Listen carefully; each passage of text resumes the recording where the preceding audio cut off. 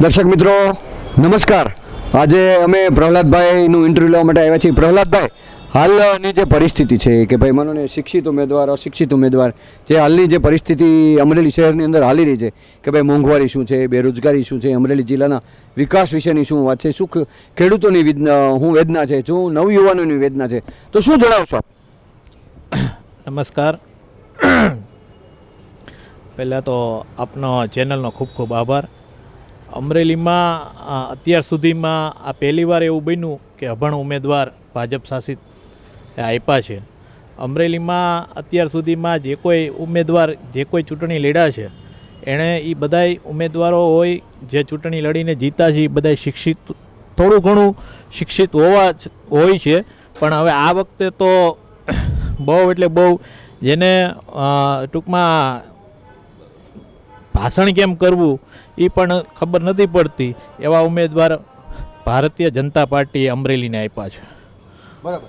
ખાસ કરીને મનોને જે આપો તમે ઉમેદવાર વિશેની ચર્ચા કરી તો બોલપેન વાળો ઉમેદવાર જોઈએ છે કે ભણેલ ગણેલા લે કે બોલપેન કે ચેક પૂછી ન શકાય કે ચેક રબર ને પેન્સિલ જેને કહેવાય કે રબર સ્ટેમ્પ, તો કેવો અમરેલીનો ઉમેદવાર આપ ઈચ્છો છો?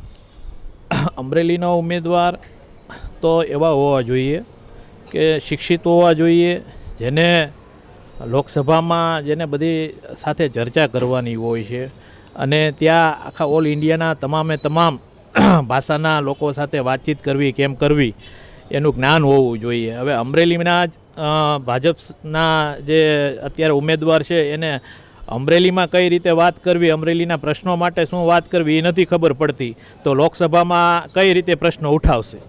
બરાબર.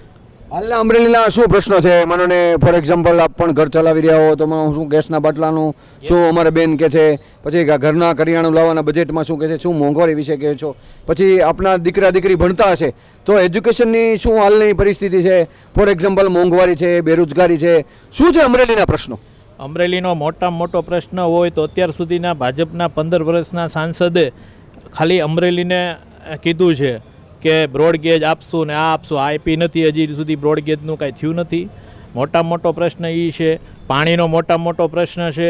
અમરેલીના રોડ રસ્તા ભૂગર્ભ ગટર જેવા જે અમુક પ્રશ્નો જે છે એનો કોઈ હલ થતો નથી. પછાત વિસ્તારમાં રોડ બનાવતા નથી, રોડ રસ્તા ભૂગર્ભ ગટર જેવા કોઈ સુવિધાઓ મળતી નથી. હું પોતે અમરેલી નગરપાલિકાનો સદસ્ય હોવા છતાં વારંવાર અમરેલી ભાજપ શાસિત નગરપાલિકાને વારંવાર રજૂઆત કરવા છતાં વિપક્ષના કોઈ પણ વિસ્તારમાં રોડ રસ્તા ભૂગર્ભ ગટર બનાવવામાં આવતા નથી. ચૂંટણી ટાણે 1-2 રોડ બનાવે, બાકી અત્યાર સુધીમાં આ રોડ બનાવ્યા નથી.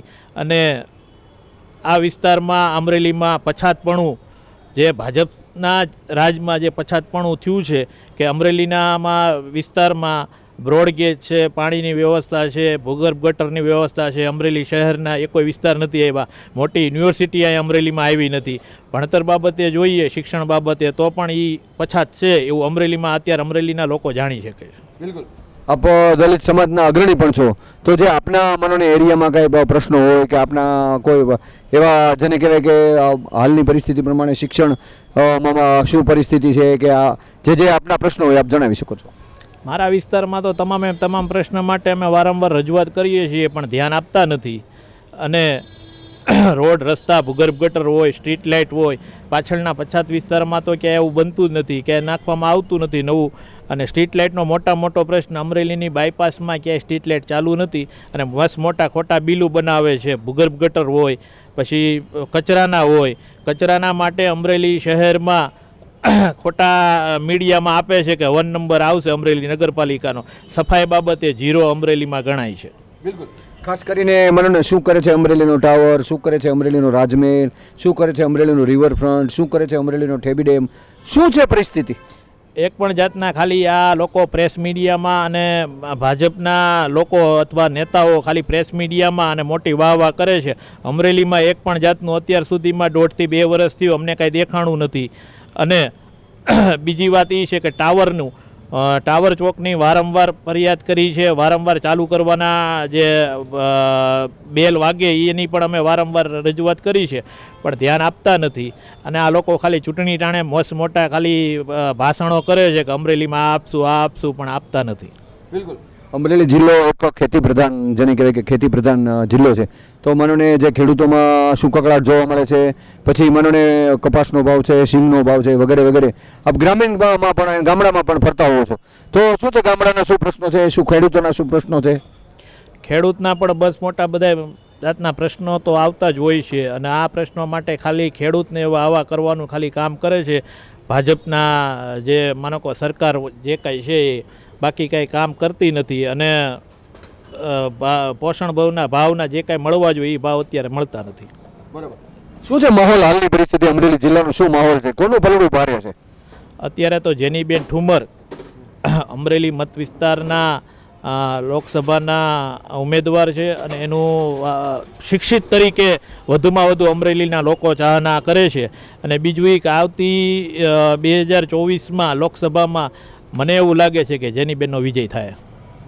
વિશેષમાં માનોને આપ નાગરિક તરીકે કે ભાઈ યુવાનોની જે અભ્યાસક્રમ ચાલી રહ્યો છે કે ભાઈ પેપર ફૂટવા કે વધારે પરિસ્થિતિ એટલી બધી ગંભીર કે પેપર ફૂટતા હોય વગેરે પ્રશ્નો જોવા મળે છે, પછી નોકરી વિશે યુવાનો ઝંખતા હોય છે કે ભાઈ મને નોકરી મળે, તો જે બેરોજગારનો બ અને મહેંગાઈનો મ, તો એ માનોને ક્યાંય આપણે પોસ્ટર જોવા મળતું હોય કે ક્યાંય એવી ચર્ચા થતી હોય કે એ શું કહે છે અમરેલીની જનતાની વેદના?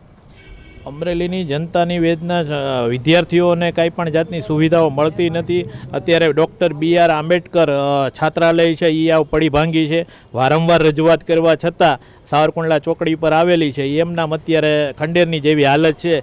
ત્યાં આખા જિલ્લાના લોકો, બહારના લોકો પણ ત્યાં ભણવા આવતા હતા, પણ હવે આ છેલ્લા 3 વર્ષથી એમનામ ખંડેર જેવી હાલત છે. આવી અનેક સ્કૂલો બંધ થઈ ગઈ છે. અનેક જે રહેવા માટેની જે સ્કૂલ છે છાત્રાલય, એ જે કોંગ્રેસના શાસનમાં ચાલુ થઈ હતી એ અત્યારે ખંડેર થઈ ગઈ છે.